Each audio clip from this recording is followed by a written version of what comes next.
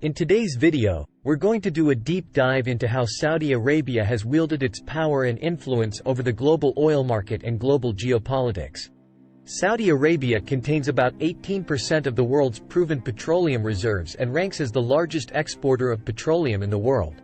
This gives the country an immense amount of power and influence over the global oil market. For decades, the Saudi royal family has leveraged this oil abundance masterfully to advance its interests, grow economically, and shape geopolitics not just in the Middle East but worldwide. Oil was first discovered in commercial quantities in Saudi Arabia in 1938 in the eastern province along the Persian Gulf coast. Up until this point, the area making up modern Saudi Arabia was very undeveloped and sparsely populated, with most economic activity concentrated on religious pilgrimages and limited agriculture. But once substantial oil deposits were located, production ramped up very quickly, transforming the nation's fortunes over the following decades. Significant investment poured in to develop oil fields and exports expanded rapidly. By 1950, Saudi Arabia was producing over 1 million barrels per day and the country's oil-related infrastructure was developing fast. The ruling royal Saud family consolidated its power and grew fantastically wealthy from the growing oil revenues. This huge influx of money also enabled substantial investment in modernizing the country's infrastructure and social services. Saudi Arabia underwent rapid development and modernization supported by the booming oil economy. The government also shored up its military defenses and forged strong ties with Western governments that were keen to ensure access to Saudi oil, especially the United States. Oil production absolutely exploded in the 1960s and 70s as new supergiant fields were discovered and brought online. To give you a sense of scale, back in 1960, Saudi Arabia was producing a little over 1.3 million barrels of oil per day. Just one decade later in 1970, production had scaled up massively to over 4 million barrels per day, a threefold increase in just 10 years. All this booming output did contribute to downward pressure on international oil prices in the early 1970s. But that changed dramatically in 1973 when Egypt and Syria launched the Yom Kippur War against Israel. In response to U.S. support for Israel during the war, Saudi Arabia and other Arab members of OPEC imposed an oil embargo on the U.S. and other Western countries. They also unilaterally cut production, which sent world oil prices skyrocketing practically overnight. Global benchmark oil prices went from around $3 a barrel before the embargo to nearly $12 a barrel by 1974.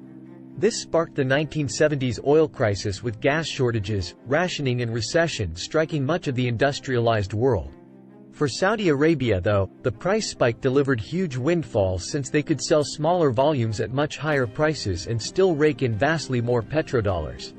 This episode demonstrated unequivocally the power Saudi Arabia could wield over the global economy by leveraging its outsized role in oil production and exports. The oil crisis marked a major turning point, with Saudi Arabia explicitly using its oil dominance as both a political and economic weapon. In the early 1980s, Saudi Arabia spearheaded a different OPEC strategy and ramped up oil production massively. This time, increased output contributed to plunging prices back below $10 a barrel by 1986. While this low price environment was painful for oil-producing states in the near term, the Saudi strategy was aimed at making the West less dependent on OPEC supplies. It also sought to thwart the Soviet Union, whose economy relied heavily on its own oil and gas exports. In cooperation with the U.S., Saudi Arabia's dramatic production increase in the 1980s aimed at weakening the Soviet economy amidst the Cold War. For the remainder of the 20th century, relatively low and stable oil prices prevailed, facilitated in large part by Saudi oil policies. Moving into the 2000s, strong economic growth in huge emerging markets like China and India significantly boosted global demand for oil. Increasingly unable to keep up, supply lagged behind and led to sharply rising prices. Benchmark oil prices climbed dramatically from around $25 per barrel in 2000 to over $100 per barrel by 2008. Part of this dynamic was growing instability in the Middle East, which threatened supply disruptions around key oil-producing zones. These higher prices enabled the rise of the American shale oil industry, which emerged as a new competitor with Saudi oil dominance. Using advanced fracking techniques, U.S. shale firms were able to ramp up production at higher cost levels. In response, Saudi Arabia pivoted strategy and declined to cut production to rebalance the oversupplied market, which had depressed prices again. This oil price war targeted the shale industry specifically and demonstrated Saudi Arabia flexing its muscles to block threats from upstart competitors. Having reviewed Saudi Arabia's oil history and its evolution into a global energy superpower, let's discuss how this relates to domestic politics within the kingdom. A major reason the Saudi government works so hard to dominate oil markets is that oil exports generate massive government revenues.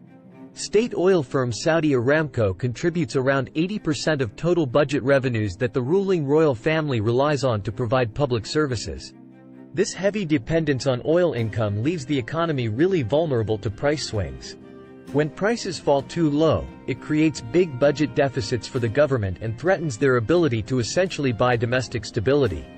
During periods of regional instability like the Arab Spring and wars in neighboring countries, low oil prices raised major domestic tensions and risks to the leadership.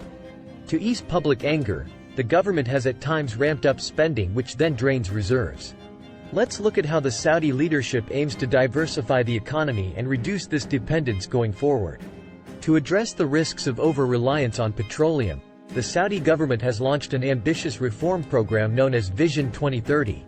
Started in 2016, this sweeping plan aims to modernize Saudi society, diversify the economy, spur the private sector, boost employment, and develop non-oil industries. Spearheaded by the current crown prince and de facto ruler Mohammed bin Salman, Vision 2030 represents his bold gambit to consolidate power and reshape Saudi Arabia for the future. Key planks include liberalizing restrictive social policies to enable entertainment and tourism sectors, privatizing chunks of the massive state-run industries, bringing in foreign investment and expertise, reforming taxes and subsidies, and reining in the swelling public sector wage bill. Somewhat ironically, a major component of Vision 2030 is to ramp up investment in renewable energy and natural gas to displace domestic oil consumption. This will enable continued oil exports abroad rather than burning it at home for power generation. Saudi Arabia aims to develop 50 renewable energy projects by 2030. Given the nation's ample sunlight, solar power is a prime target. After all, Saudi Arabia's global influence still rests overwhelmingly on pumping and selling carbon-based fossil fuels. Then again, Saudi Arabia really does possess world-class solar and wind potential that would lend itself well to renewable energy done at large scale. Beyond market share battles, Saudi Arabia has also cooperated or clashed with other major powers in using its oil dominance to advance competing geopolitical goals. For instance, in the 1980s the Saudis worked with the US to ramp up production as discussed earlier, which aimed at weakening the Soviet Union amidst Cold War tensions. More recently though, Saudi relations with the United States have frayed over disputes such as the Iran nuclear deal, which Saudi Arabia fiercely opposed. The brutal killing of journalist Jamal Khashoggi also sparked international condemnation and strained ties with Western countries. China meanwhile has sought to bolster ties with Saudi Arabia by including major Saudi infrastructure projects under its expansive Belt and Road Initiative. Stronger cooperation between the world's largest oil importer China and leading exporter Saudi Arabia could enhance China's energy security. This budding alliance bears monitoring and could portend waning Saudi allegiance to longtime partner the United States in favor of forging closer ties with ascendant superpower China. That shift could reshape geopolitical dynamics in the Middle East and globally. As the world moves gradually towards renewable energy to combat climate change, this macro trend may erode Saudi oil dominance over the coming decades. But the shift will be gradual. Oil is still projected to comprise a major share of the global energy mix far into the future. However, if new environmental policies like carbon pricing accelerate the transition from fossil fuels faster than expected, it could collide with Saudi Arabia's domestic budgetary requirements and create major disruptions. Navigating these uncertainties around climate policies, changing energy consumption patterns, regional security issues and balancing budget needs will require deft maneuvering. How these dynamics unfold will have huge implications for Saudi Arabia's future role on the world stage. I hope you found this deep dive insightful and learned something new. Let me know your thoughts in the comments. Don't forget to like and subscribe to the channel.